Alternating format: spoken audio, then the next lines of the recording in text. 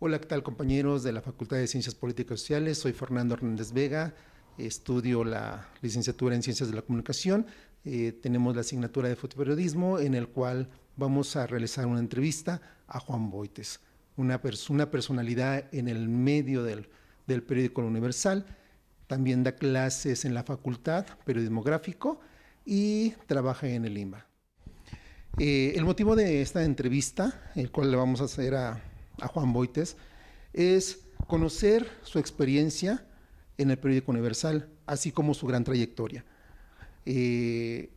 Nosotros estamos descubriendo que la imagen tiene una gran trascendencia hoy en día. Los periódicos, por lo regular, le están dando más importancia a la fotografía, ya que en los titulares, en las páginas principales, vemos grandes imágenes que nos cuentan historias. Encontramos a Juan Boites. ¿Cómo estás, Juan? Mucho gusto que nos abras tu casa. Por lo que me contabas, eres egresado también de la Facultad de Ciencias Políticas y Sociales. Actualmente trabajas en el periódico El Universal y das clases. En la facultad doy clases de periodismo gráfico y de una materia optativa que es uso y gestión de plataformas digitales para periodistas en la facultad. Doy clases también en el IMBA, en Bellas Artes. Ahí doy clases de literatura, sobre todo del área de literatura, ¿no? Entonces, bueno, ahí estoy y bueno, mi principal trabajo es el periódico, ¿no? El periódico donde tengo ya más de 15 años, que llegué al periódico pues un poco, yo llego como salido de la facultad. Yo salí en diciembre del 2006 y al periódico entro de inmediato el 15 de enero del 2007 a hacer prácticas, ¿no? A hacer prácticas profesionales y todo esto que buscamos los estudiantes. Y ya yo entré, luego me incorporé al departamento de fotografía como parte de las prácticas, ¿no?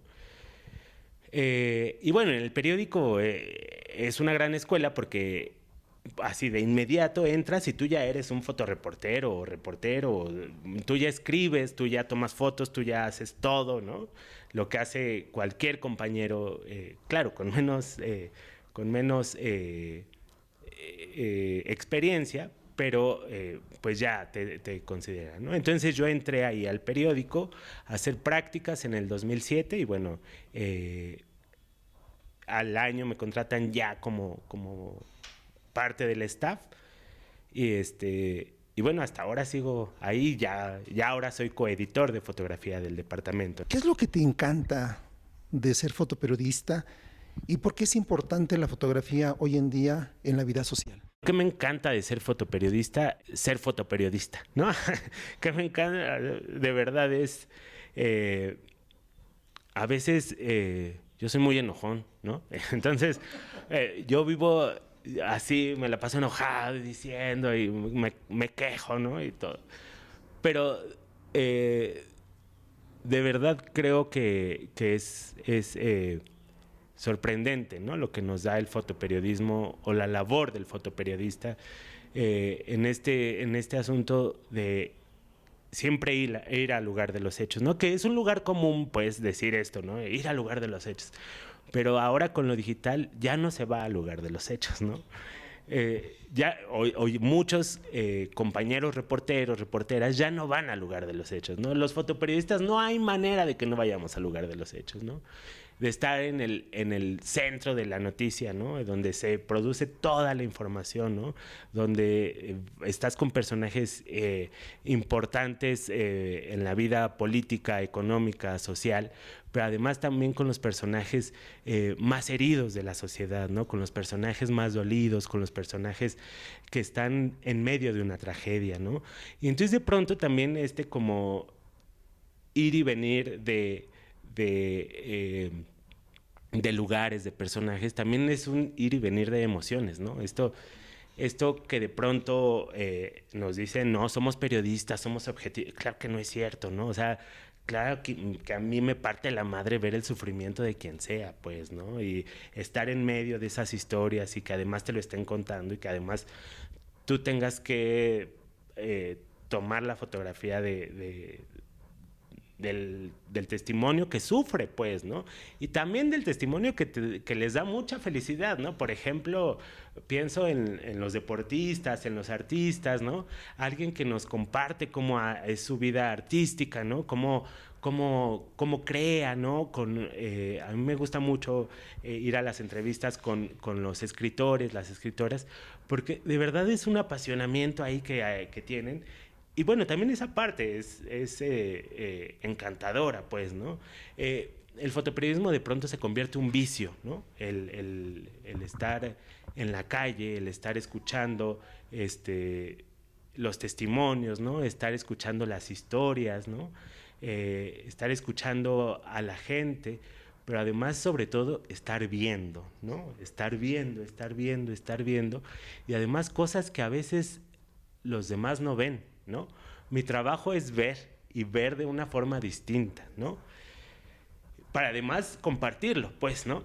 Y al final se convierte en un estilo de vida, ¿no? Y yo siempre he renegado del fotoperiodismo y siempre del periodismo en general. Yo hasta la fecha pienso, ¿no? Yo debía haber estudiado otra cosa, ¿no? Yo debía haber estudiado letras, ¿no? A mí me gusta mucho esta parte de la literatura, ¿no? Bueno, la literatura. Pero también creo que no hubiera encontrado esa pasión y esa emoción y esa pues gratificaciones que de pronto te da el fotoperiodismo, ¿no? Gratificaciones y también chingadazos, pues, ¿no? O sea, este subidón de emociones que de pronto pues uno dice, estoy muy cansado, ¿no? Estoy muy cansado, no solo físicamente, sino también mentalmente de estar escuchando y sobre todo estar viendo, ¿no? ¿Cómo dices alguien, o sea, decir alguien sufre?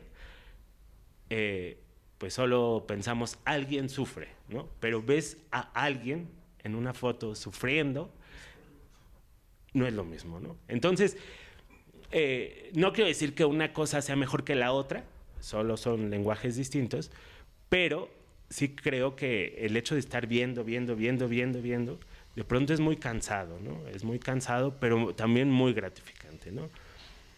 Esta parte de que me preguntas de la imagen, como la importancia de la imagen, me parece como todo un debate, ¿no? Y como todo un tema, pues, un tema de tesis, ¿no? Hablar de la imagen en los medios de comunicación, sobre todo en los medios de comunicación, ¿no? Porque ahora es muy fácil hacer imágenes, ¿no? Tener el registro de cualquier cosa, pues, ¿no? De una vida social, familiar, lo que sea. Y entonces, por la tecnología, pues, ¿no? Todos tenemos acceso a una cámara fotográfica, todos traemos una cámara fotográfica en el celular. Bueno, una manera de tomar fotos, ¿no? Que no es una cámara. Y entonces se piensa que por eso ya todos somos fotoperiodistas, que todos somos fotógrafos, ¿no? Y yo creo que el problema viene desde que no solo no somos fotoperiodistas todos, no todos somos reporteros gráficos, ¿no? Más bien estás en el lugar de los hechos y tomas la foto y bueno, se vuelve viral y entonces, ¿no? Pero que también hay una falta de saber leer la imagen, ¿no? Todos nos enseñan desde la educación básica a leer letras, ¿no? Nos enseñan así, las bases de la primaria son aprender a leer y escribir, ¿no? Pero no nos enseñan a leer imágenes, ¿no? Y entonces la importancia ahora de leer imágenes es impresionante, justo porque nos presentan en los medios de comunicación, me refiero solo a los medios, ¿no? No quiero hablar de las redes sociales y todo esto la publicidad, pues, ¿no? Solo en los medios de comunicación, que también son parte, ¿no? De las redes sociales y de la publicidad. Pero en los medios de comunicación nos presentan imágenes todo el tiempo, pero un compañero decía, somos analfabetas visuales, ¿no? Entonces, no sé si sea lo correcto, analfabetas visuales, pero no tenemos una preparación para hacer una lectura de imágenes, ¿no? Entonces, híjole, de pronto es como bien sorprendente que no alcancemos a darle esa lectura, ¿no? A una imagen.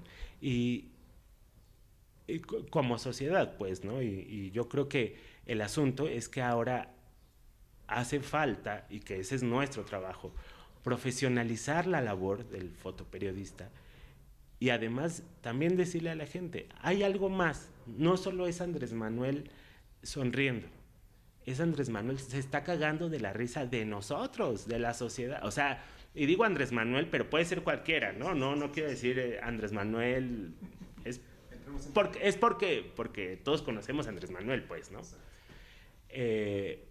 Pero sí, creo que nos hace falta dar una lectura más allá, ¿no? Que no todos logramos hacer esa lectura, pero la fotografía es una postura, la fotografía es un mensaje más que solo una ilustración, ¿no? Que a veces vemos la fotografía como solo una ilustración de un texto, ¿no? Y entonces ese es el gran problema o la gran beta que podemos empezar ahí a ver con los lectores de los medios de comunicación, ¿no? Nos hablas de aprender a leer una imagen, de la óptica que pueda tener el fotoperiodista, pero mi pregunta es, dentro de las órdenes que te dan dentro del periódico Universal que me comentas trabajas, ¿cuál es la composición de la imagen que el periódico te solicita? Es decir, ¿cuáles son las políticas editoriales que maneja el periódico?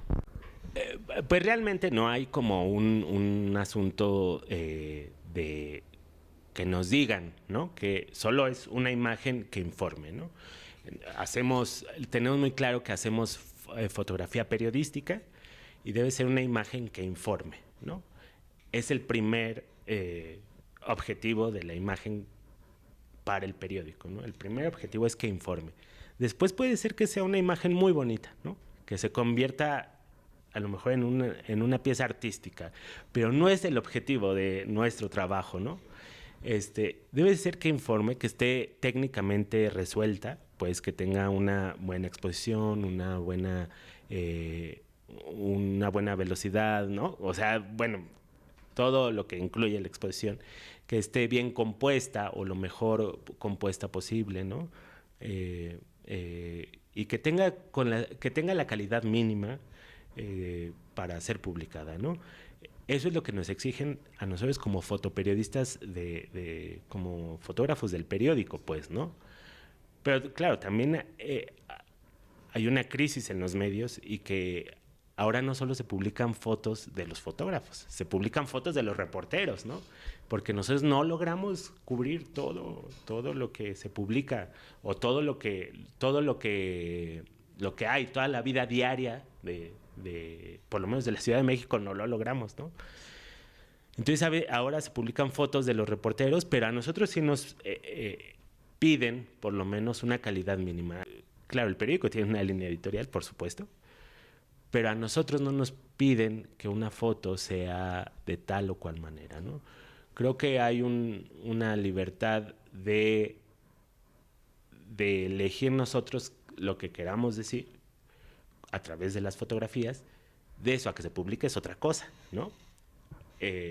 Nosotros hacemos una selección de imágenes, las presentamos, o bueno, mis compañeros hacen una selección de imágenes, las presentan al editor y coeditor, y nosotros vamos viendo qué es lo que se publica, ¿no? Puede ser que la propuesta que tengan no sea como la que queramos llevar, no sea lo que queramos mostrar, no sea. Y también, claro, políticas editoriales del periódico que tiene que ver más con decisiones de pronto hasta comerciales, ¿no? Que todos sabemos que los medios de comunicación al final son un negocio, pues, ¿no? Y que sí tienen una preferencia, que tienen pues cosas, ¿no? Pero no, a nosotros no nos piden nada de eso, no hay como que nos pidan, queremos que Andrés Manuel, pues por poner un ejemplo, que se vea como loco, que se vea cansado. No. O sea, nosotros, porque además esto, pues no sabemos si Andrés Manuel ese día se vea cansado. ¿Qué tal que es el día que se ve más radiante? No hay manera de... ¿no? Entonces, más bien, que refleje que refleje lo que se quiso dar a conocer en el evento, ¿no? Y sobre todo que contenga información. Así lo principal es que contenga información. Y Juan, dentro de lo que me has platicado, lo que nos has platicado, ¿hay algún evento que haya marcado tu vida dentro del fotoperiodismo? Que diga, tú no me platicabas de fotografiar emociones, el ver a la persona sufriendo. ¿Hay algo que te ha marcado de lleno? Pues yo creo que a muchos eventos, ¿no? Del fotoperiodismo me han marcado, ¿no? Pero bueno, hay algunos que sobresalen, ¿no? Pero además también que me han marcado no solo por el evento, ¿no? Porque han marcado también el momento de mi vida, se relacionan conmigo, con mi familia, ¿no? Con temas que yo tengo, ¿no? Con traumas y con todo lo que implica, ¿no? Y bueno, uno me acuerdo mucho que fue un intento de linchamiento a un violador. Este chico ya había, bueno, este violador ya había violado a algunas, no recuerdo si a una o a varias jóvenes en el Estado de México. Yo a veces cubría la noche, ¿no? Cuando mi compañero se iba de vacaciones me tocaba cubrir la noche, o sea, cubría sus vacaciones. Y de pronto nos enteramos que querían linchar a un güey, no sé qué. Y nos vamos al lugar. Y entonces ya lo habían golpeado, ¿no? O sea, este chavo ya lo detuvieron porque quería abusar de una chica. Ella logró escapar. Lo detienen a él y entonces tocan las campanas del pueblo. Tocan las campanas, la gente se reúne y deciden, bueno, primero le ponen una madriza impresionante, ¿no? Me acuerdo que él vomitaba de dolor, ¿no? Así, lo amarraron a un poste y cuando llegamos le piden que pose para nosotros con su pistola, ¿no? Y entonces así pues posó y así nos enseñaba la pistola y nos apuntaba, ¿no? Y la gente se lo pedía para que nosotros pues justo viéramos para exhibirlo, pues, ¿no? La pistola era de plástico, él estaba pues ya muy golpeado, pero además la gente decidió, pues todos los que se habían reunido, que lo iban a quemar, pues que lo iban a quemar vivo, ¿no? Lo iban a rociar en gasolina y lo iban a prender, ¿no? Ahí frente a todos. Ahí juntaron como cajas de madera, así era las 1 de la mañana y salieron cajas de madera de algún lado y prendieron fuego y ya tenían la fogata lista para rociarlo y meterlo, ¿no? Entonces, esas cosas que de pronto te ponen en un dilema ético, ¿no? Así, o sea, yo no puedo salvar a este cabrón, ¿no? Pero además, yo no sé si pueda salvar a un violador, pero además también está cabrón que yo vea cómo van a matar a un güey, ¿no? Y que además a nosotros lo único que nos permitían hacer era tomar fotos. O sea, yo no iba a poder hacer nada, pues, ¿no? Total que estuvieron ahí un largo rato, el chavo pues no podía ni hablar, ¿no? Pero además yo también pensaba en las víctimas, ¿no? ¿Qué podrían estar pensando las chicas o cómo la habrán pasado, cómo estarían en ese momento? Y bueno, al final de una negociación muy larga llegó la policía para intentar negociar y todo esto y lograron llevarse al chavo detenido y fue como muy rápido el proceso y como a los 10 días se dio la noticia que se había suicidado dentro del reclusorio, ¿no? Nos dijeron que se había suicidado, dicen que lo mataron, no sabemos, pues, ¿no? Pero bueno, eso me acuerdo que para mí era muy impresionante. O sea, no sé si voy a soportar ver a un cabrón quemarse, ¿no? Y que esto que dicen que el cuerpo huele, ¿no? Y yo no sabía, pero además no tenía opción, pues, ¿no? Y si lo quemaban, iba a ser la foto, por supuesto, ¿no?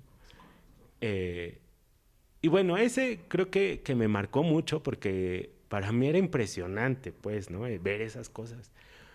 Pero también hay historias que me han marcado mucho, ¿no? Historias, pues, que la gente comparte, testimonios, ¿no? Sobre todo eso, ¿no? Escuchar que la gente sufre, pero además, cuando te cuentan, vuelven a sufrir, ¿no? Entonces,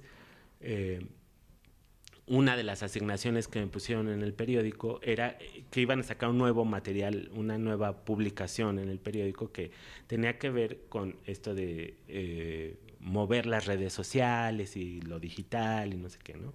Entonces, lo que querían era que buscáramos eh, oficios como oficios raros de la Ciudad de México que pudieran contarse, ¿no? Pero que además era como muy claro porque era un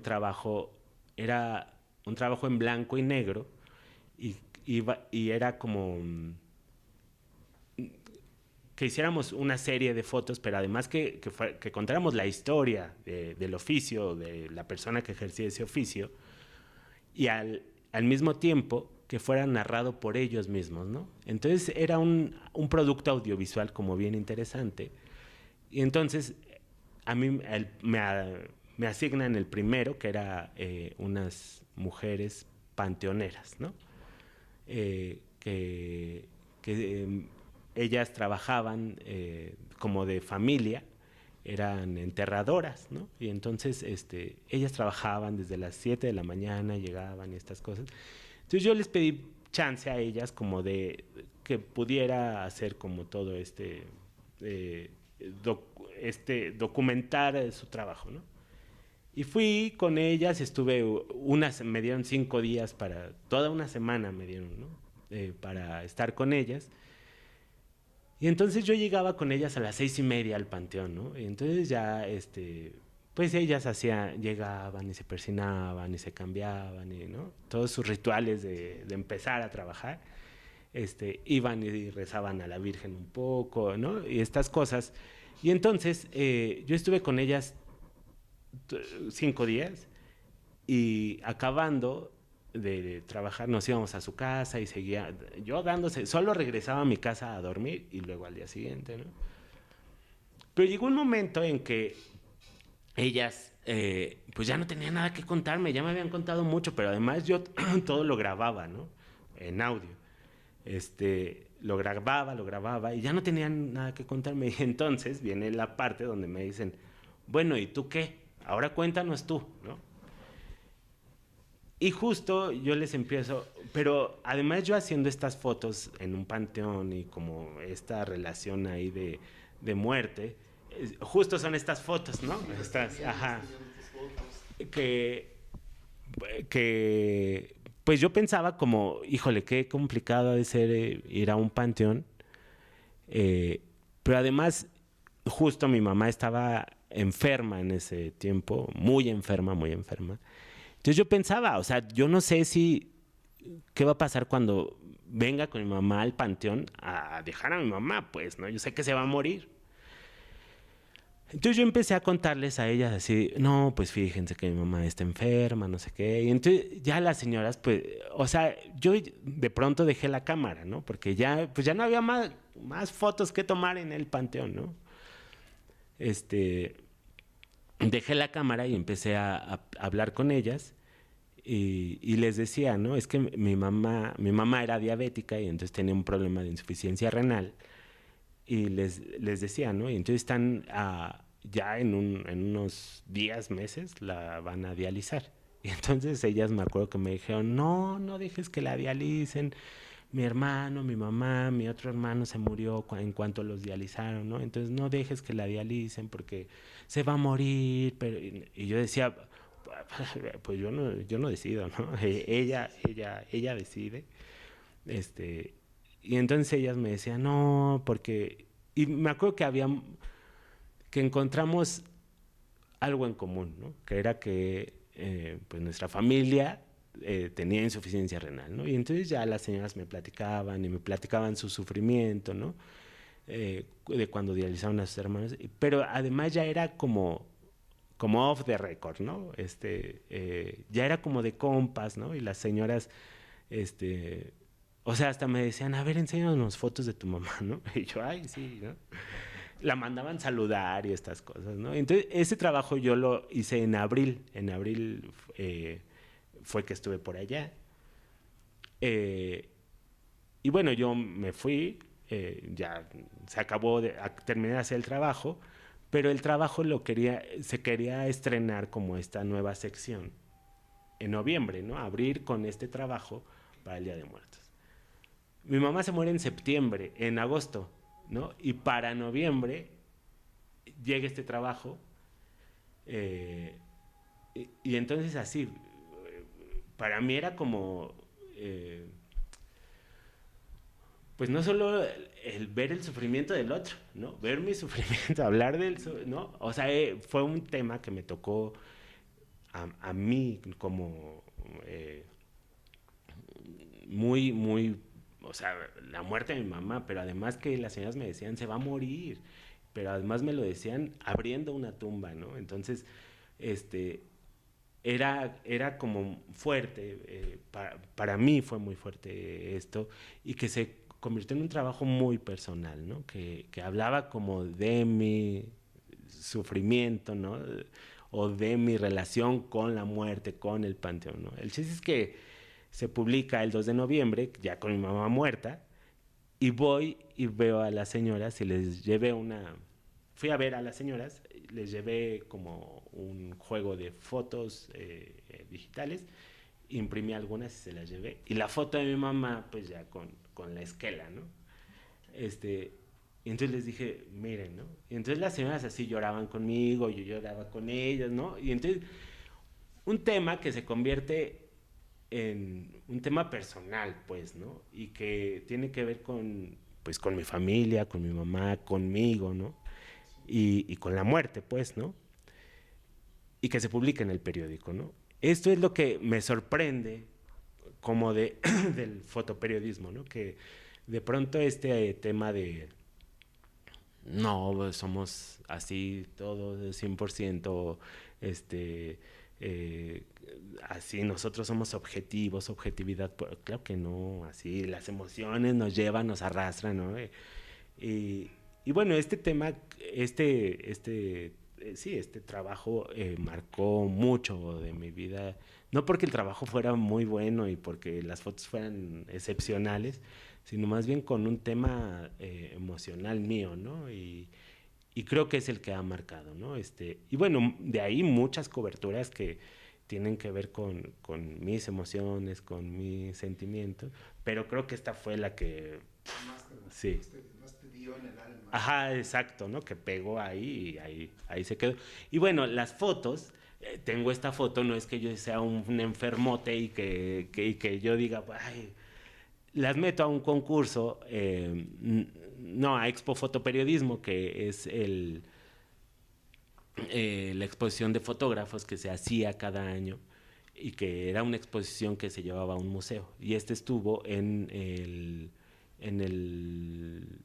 creo que en el archivo de la fotografía, en una exposición colectiva de, de mis compañeros, bueno, de muchos fotoperiodistas. Y bueno, exhibieron ellos hicieron este collage y bueno, pues la exhibieron, ¿no? Y estuvo como dando vueltas, como fue itinerante. Y bueno, por eso tengo esta foto, no crean que porque yo soy un enfermo y entonces, ¿no? Sí. Pero, ajá, entonces por eso se llega porque nos devolvieron las fotos, eran muchas fotos, ¿no? Entonces los organizadores dijeron, pues vayan por su foto porque pues no hay dónde ponerlas, ¿no? No hay dónde archivarlas. Y yo fui por ella y dije, bueno, pues además pues a mis hermanos, que antes vivía con mis hermanos, pues no les parecía como lo más agradable que estuviera exhibido en la sala, ¿no? Entonces dije, bueno, claro, lo tendré en mi estudio, pues, ¿no? Entonces, bueno, por eso está acá esta foto. Juan, después de este fluir de emociones, me viene a la mente y te pregunto, ¿qué riesgo corren ustedes como fotoperiodistas cuando toman una imagen? Ahorita tú hablabas o me mencionas de Andrés Manuel López Obrador, que todo el mundo conoce, y que, si te das cuenta, en las redes sociales inundan emociones de fotografías de él, ¿no? Tú decías ver a Andrés Manuel cansado, caminando, no sé, destruido, porque así aparece, ¿no? En estas redes sociales. ¿Qué riesgo corren ustedes como futuristas cuando presentan ese tipo de imágenes? Claro. Bueno, yo creo que ahorita, sobre todo, está muy dividido el asunto político, ¿no? Pero la pandemia también trajo una división muy cabrona, ¿no? Y que pasó conmigo con unas fotos de cuando empezó la pandemia fue una cobertura muy loca porque de pronto estábamos bien, luego llega la pandemia, todos nos encerramos. Bueno, todos se encierran, pero nosotros no, porque pues nosotros tenemos que estar en el lugar. No hay gente en el Zócalo. Bueno, pues hay que ir al Zócalo donde no hay gente. O hay un chingo de gente en el Zócalo sin respetar las medidas de seguridad. Pues tenemos que ir al Zócalo a donde no se respetan las medidas de seguridad, ¿no? De higiene y estas cosas, ¿no? Y mi trabajo en el periódico es ya como muy de escritorio, ¿no? Como de estar recibiendo el trabajo de mis compañeros, revisando, viendo, organizando, ¿no? Entonces yo ya no salía a la calle, pero cuando empieza la pandemia, pues la información bajó mucho, a pesar de que había mucho que informar, pues no había nadie en la calle, entonces no podíamos publicar todo el tiempo fotos de la calle vacía, ¿no? Había otras cosas.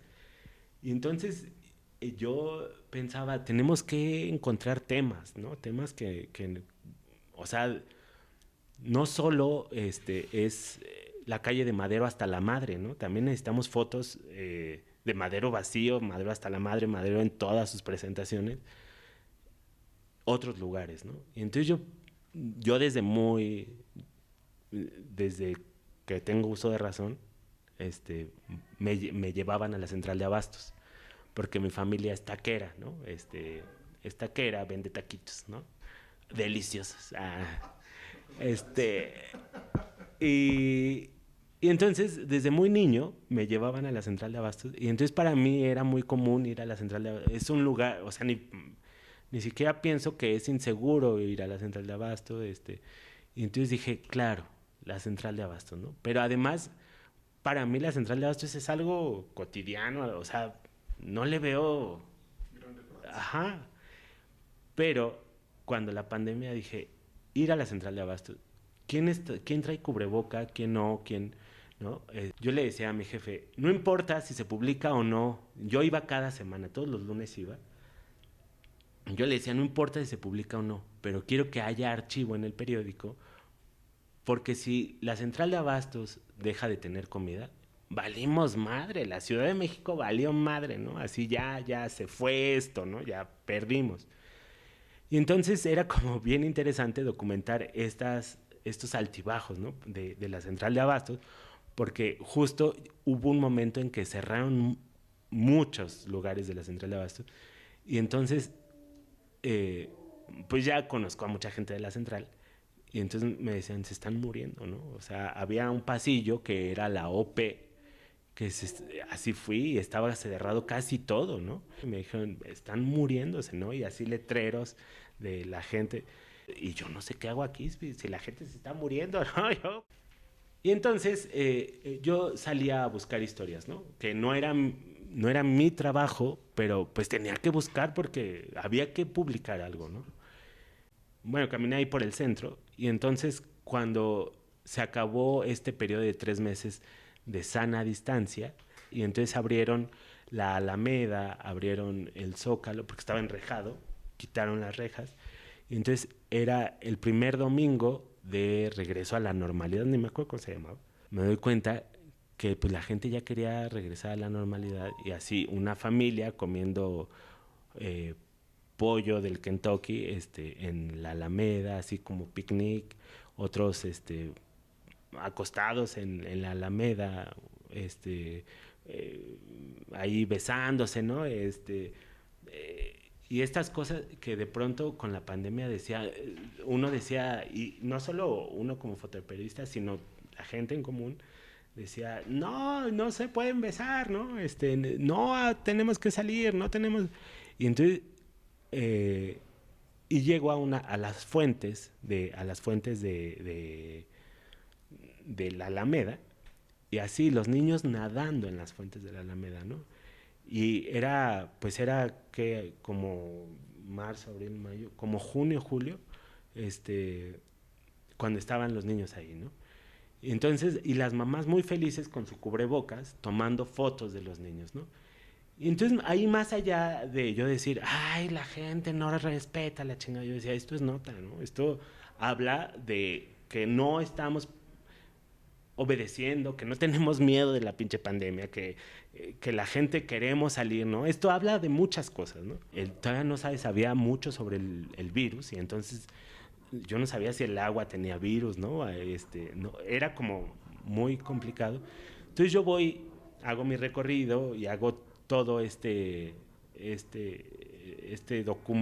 retrato, ¿no? La vida en la Alameda, un domingo después de la jornada de sana distancia.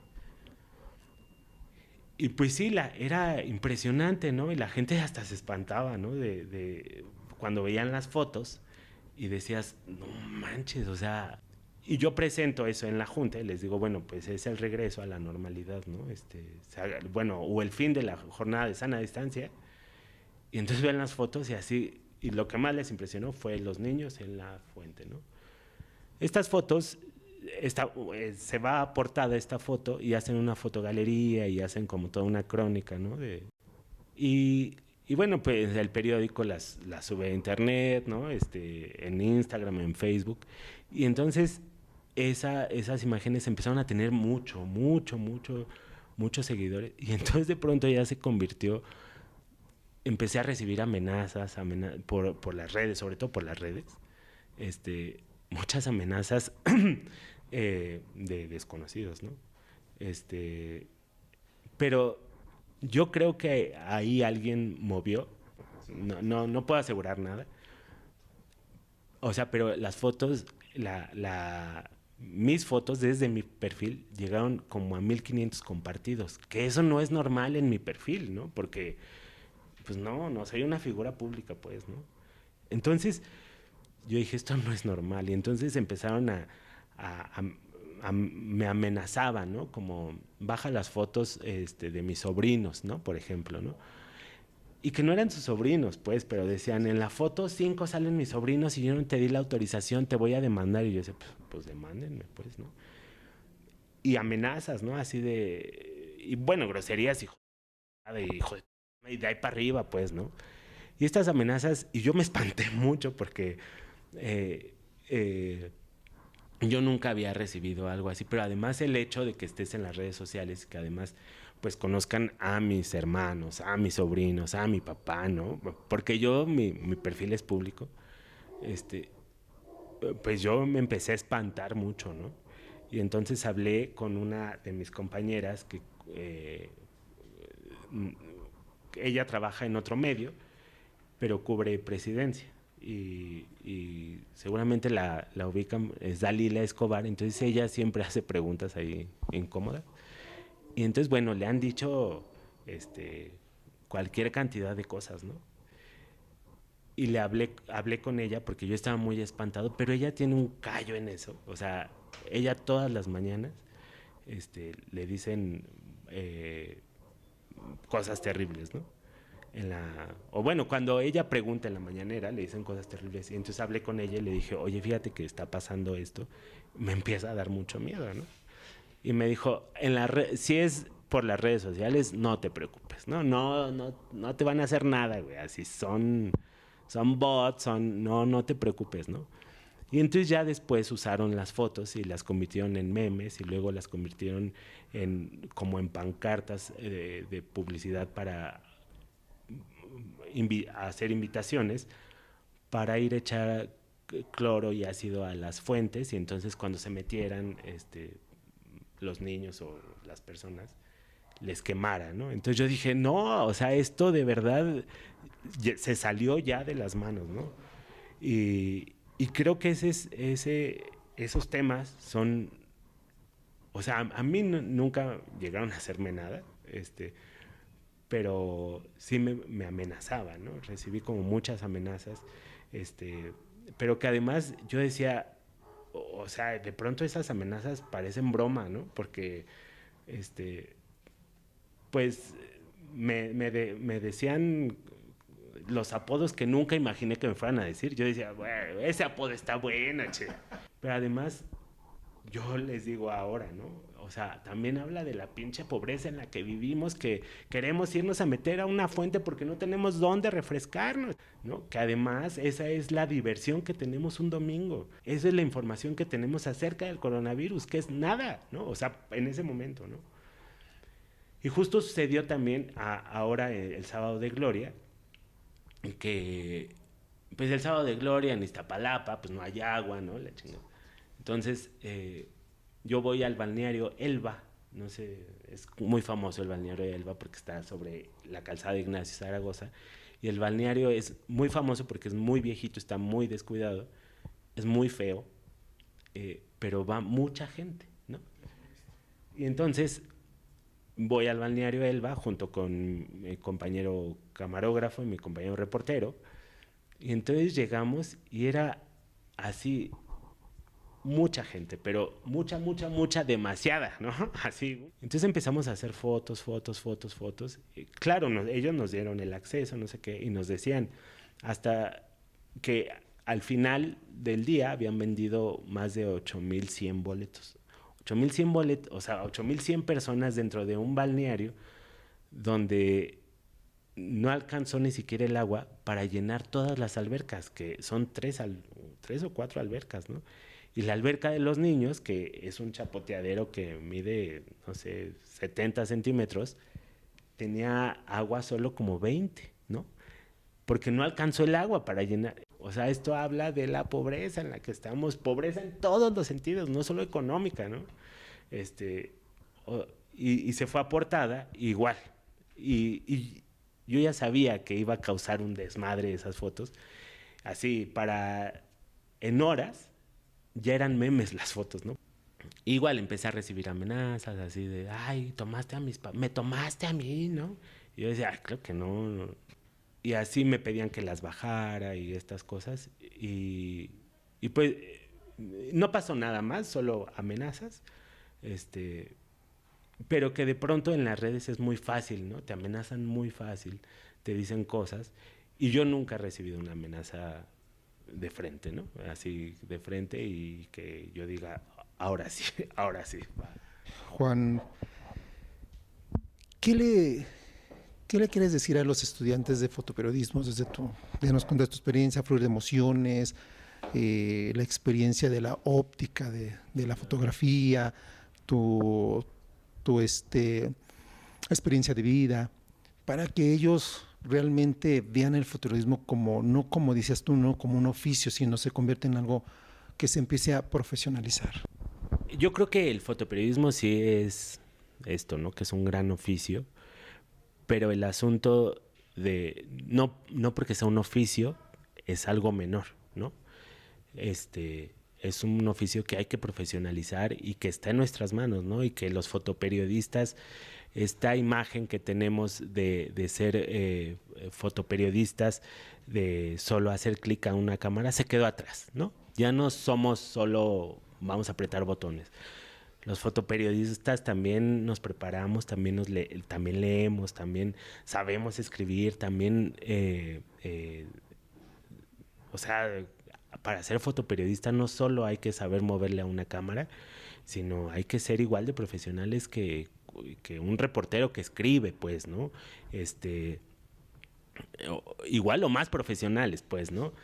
Yo creo que la preparación siempre para los alumnos, pues, es necesario, y que no es suficiente con saber usar la cámara y saber hacer encuadres y saber esto, sino hay que ver, hay que escuchar, hay que probar, hay que usar los 5 sentidos para hacer fotoperiodismo y sobre todo pensar que el fotoperiodismo mucho de lo que ganas es satisfacción, ¿no?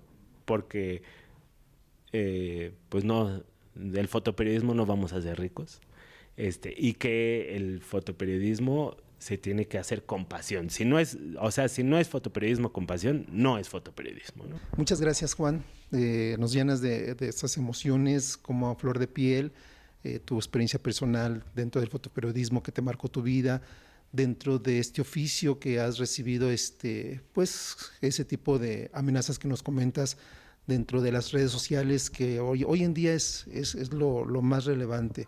Una fotografía subida a las redes sociales, me venía a la mente el periodismo ciudadano, ¿no? Que ya cualquiera que tú comentas, ya cualquiera puede hacer, subir una fotografía, ponerle un texto y hacerlo viral. Bueno, compañeros, pues eso es una entrevista que hemos logrado gracias a Juan Boites desde su experiencia personal. Muchísimas gracias, que tengan una buena tarde. Pues ellos así una vez cuando los contacté, les dije, oigan, pues la siguiente, los contacté y les pedí chance para ir con ellos a trabajar. Y vamos, y les digo, acabando, yo pongo las tortas, ¿no? Entonces fuimos a comprar tortas, no sé qué. Y ellos compraron un jugo de 2 litros, y entonces ya fuimos a comer tortas, a tomar nuestro jugo y la chingada.